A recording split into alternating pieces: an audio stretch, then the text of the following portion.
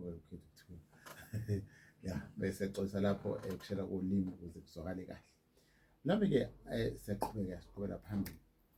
Ngicabanga ukuthi-ke kunekuthwane nabantu abalindelekile ukuthi bebe khona ukuthi umphakathi umukele wonke. Lindele ikuthwane iqhamuka kuphi? Umuntu-ke ukuvezile sicishe silindele nje umeya waseMgungundlovu nomholi basemsunduzi kuzoba amakhosi aseMgungundlovu namakhosi kaZondi noma ongewona aseMgungundlovu siwalinda naye losuku lakusasa.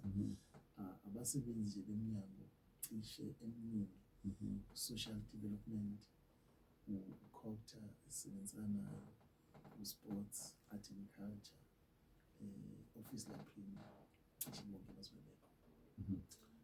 Ake siye mhla 27 eqhubeka umcimbi. Mhlawumbe before sifike ku-27 26 ebusuku masiqeda njengoba sesivunule kakhulu siyavunula KwaMpumuza. So masikhumula bese singena emasutwini siya kwigaladina lapha eKwaMpumuza. Igaladina-ke umcimbi nje siwenza iminyaka yonke. I-theme yawo iyefana nalowa ka-27. Sibungaza inkosi enzalayo ngoba ngomhla ka-31 October 1976 iyangena esihlalweni. So lolo suku-ke siyaye silibungaze nje njalo. Sibungaza imisebenzi eyenzile isihlalweni, iyenzela isizwe sakwaMpumuza, iyenzela isizwe sonke sivula indlela neyaseMgungundlovu yonkana. So siphakamise igama layo sisuka egaladini ebusuku eGoldenhouse. So sidlala umculo opholile emva kokuphatha induku sidla uphule ngani? Ya, uphule kamnandi. But umlalo wami-ke uyayizwela ukuthi-ke kusemqoka ukuthi-ke uyinto zakho uzazi ngoba masiphelelana namakhosi oselwa siba nenxaki ngoba ubhekile njengokuthiwa kwayinsizwa lapho kusho ukuthi kwenza ukuthi kube khona lento esithi-ke ukuphatheka. Ngiyazi ukuthi sekhona nokuthi kuze lapho ubuswa nokuphatha. Nazi ukuthi mphathwa kanjani ukuze uphathwe funeka uphatheke ukuze nawe uphathwe. Ya, asiye mhla 27 27-ke munye umcimbi okhona ongigijima uqala ekuseni ngo-7. Abantu-ke kumenyezeliwe yakhona ama-post ama-forms akhishiwe kwi-page lethu ya-Facebook nje Mpumuza TC 2023 uzofica ama-forms khona online. Nakhona ngosuku lomcimbi ekuseni kusuka ku-5 kuze kuye past 6 kuzobe kurejistwa abafuna ukungenelela. Umcimbi kuvulelekile kunanoma umcimbi-ke le osuqale ngo-2022 kulo nyaka owesithathu. I-turnout yayo yayibe nkulu kakhulu, abantu bayawuthanda. Umuntu bebuka-ke nesimo sezulu ngoba ngonyaka odlule sathi kusiphazaphazamisa kanti ngeke uqala cishe sasinama-participant above 800. So-ke kulo nyaka silindele abagijimi abaningi kakhulu. Abagijimi-ke abawina kulo yamujaho iningi lababeqhamuka emizimkhulu naseKokstad okukhombayo ukuthi lo mgijimo i-fun run emfishane 5.5 kilometers kodwa isasa selikhona likhulu kakhulu. Imiklomelo ikhona. Imiklomelo ikhona ngenxa yomthetho-ke yakwa-KS Zondi Athletics ethi if kuyi-fun run ayikho i-prize okufanele ivezwe. Kusuke kungoba it's for fun. It's a fun run, yes. Kodwa nje imiklomelo ikhona bayayithola abantu imiklomelo abaphumelela nje konke kuhlelekile nje umuntu engathi nje bonke abantu abeze bezolungaza usuku lwenkosi. Ukubuswa nokuphathwa siye kulaba abashaya imithetho ukuthi sibuke ukuthi ngokuthi sibona kanjani. Ngiyacabanga sezingena ama-indigenous akhona. But ngicabanga ukuthi omunye ofuna ukungenelela usangafika nangale isonto ekuseni usangafika. Ukuthi nje-ke phela lento iyahlupha uma uzofika ngesonto ekuseni senibaningi esifuna uqala i-race kuzophoqa uphela ungabusangena. Kusema kusukela namhlanje nakusasa abantu abangene bethola ithuba ngoba ushiye ukuthi sekumenyezele bese ungakwazi ukuregister, it's not an issue. Especially kuzoba hamba kahle kuthiwa sekugijima ungalokhu kuthiwa angicela ungibhalise ake ume umcimbi okhona.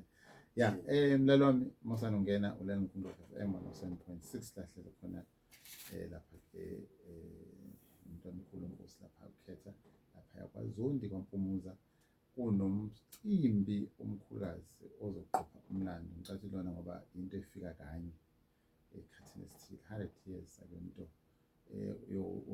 oyibona ono esikhathi sakho mhlambe yodlula kubona abanye abakhona ungaphuthelwa ngoba iqopha umlando 100 years la khona kwaphuthuma lapha Inkosi uladuma yakwaMpumuza 1924 angebe no bani 1924 la khona yakuphuthuma khona kuzoba ne-moral lecture kufundiswe ngayo bese kuningi ke okuveza ama-documentary akho okuningi ozokuthola. Ya ngifuna ukubuza ukuthi njengoba nenza lo mlando uqopha ndawonye into songqangeliphikelela kuphi noma into ezokuthiwa hayi senifake lapha ke enqolobaneni yamagugu bese kuphela kanjani? Sifisa ukuthi siqoqe le ubusa nokuphatha ibe usiko esoliphila silifunde njengoba nomlando ke nawo sawuqoqa umlando wamakhosi.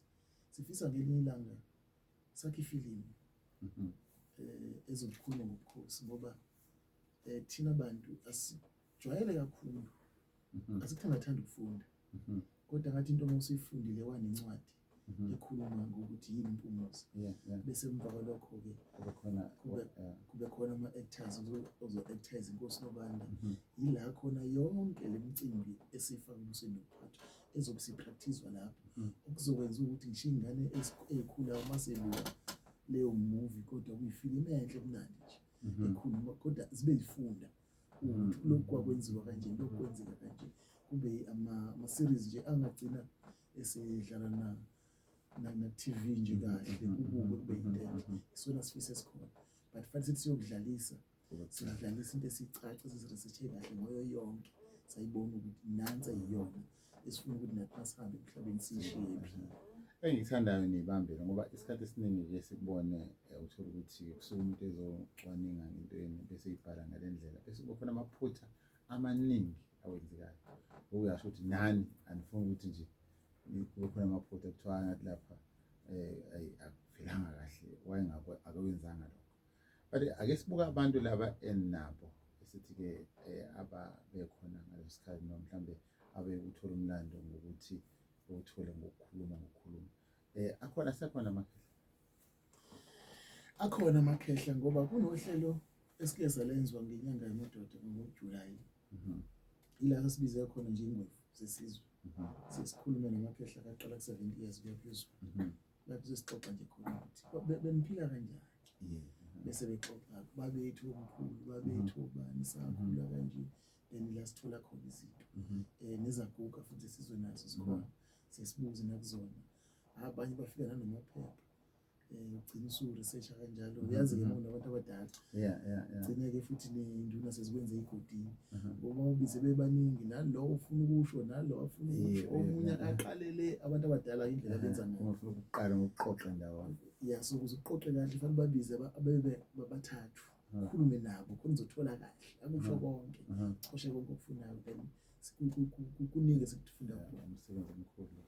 Yeah, okunye ngicathi ke ngithi ku-research kuzokhanda i-production kwenziwe yonke into ngiyazi yonke kunalo mcimbi okhona ninayo mhlawumbe uhlelo ukuthi zona izaguga zibe khona engxenye ezobuka icele ngoba sometimes ke sithi mase kuxoxa yonke into bese kuthiwa hlala emakhaya ngabe nisezela ngoba ngikhulumela abantu abadala ukuthi hayi ndoda hayi nani ngifuna ngizolalela umsebenzi wenenze simemeli izaguga sihlelele nje kahle sibiza kuthiwa niyabakreditha nani umuntu abayi sesikutholile no credit sibakreditha kakhulu nje sibahlelele babiziwe bonke kahle umkhandlu usebenza kahle ngokunamakomiti agcina emelela zonke inhlaka zabantu abadala abancane abakhubazekile amadoda izangoma abefundisi wonke lo makomiti akhona so njengoba sinomcimbi sibabize bonke nabantu ukuhlukahlukana so bonke bahlelelwe futhi bazohlonishwa nje kahle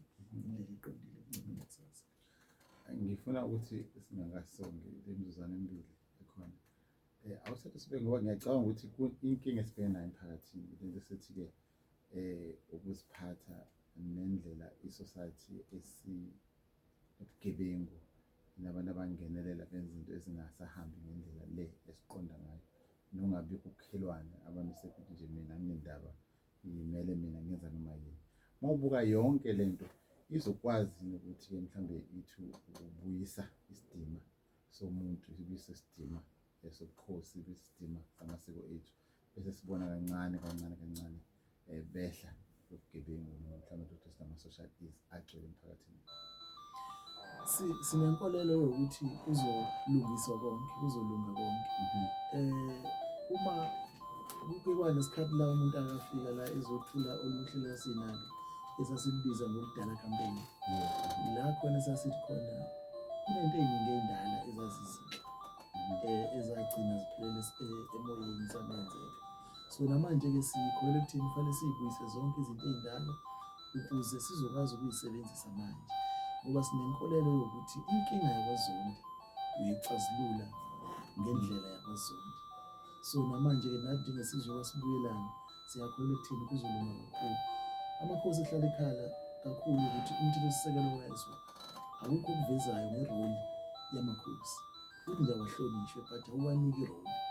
So sinenkolelo yokuthi ngesikhathi senza izinto kanje njengomkhandlu wobukhosi sibuyela khona cishe sizogcina nathi sesiyibona ukuthi yini iroli yobukhosi ebantwini nasekuhlaleni nje kubo. Elakho lokugcina? Elami lokugcina nje ukumema sonke isizwe sakwaMpumuza, ukumema bonke abantu baseMpumulo ukuba baphelele kwaMpumuza babe khona bazothamela usuku lakusasa baphinde bezothamela ngesonto umgijimo babe kanye nathi nje njalo. Siyabonga kakhulu emphakathini wokuthi sesiwubona ukuyiphatha kahle ozokwenza kusasa. Siyabonga nje. Sibonga kakhulu lapha-ke Inkosi yaZondi uMkhulu waZondi uqhamuka lapha-ke isizwe sakwaMpumuza ekhona umcimbi kusasa mhla 26 and 27. Uyamenyeka ukuthi-ke noma usuka kuphi uyonanela ubuke umlando, uqosha umlando 100 years la khona Inkosi kade uyakhothama nanokuthi-ke kuzobe kuthula imiqulu ethile ezokwazi ukuthi-ke ibe isisekelo sokuphila kwesizwe. Ngicabanga nami amakhosi azokwazi ukuthi-ke esikuphethe ubuso nokuphathwa intuthuko yethu i-IDP ngabe siyinterprethe izinto njengoba zinjalo.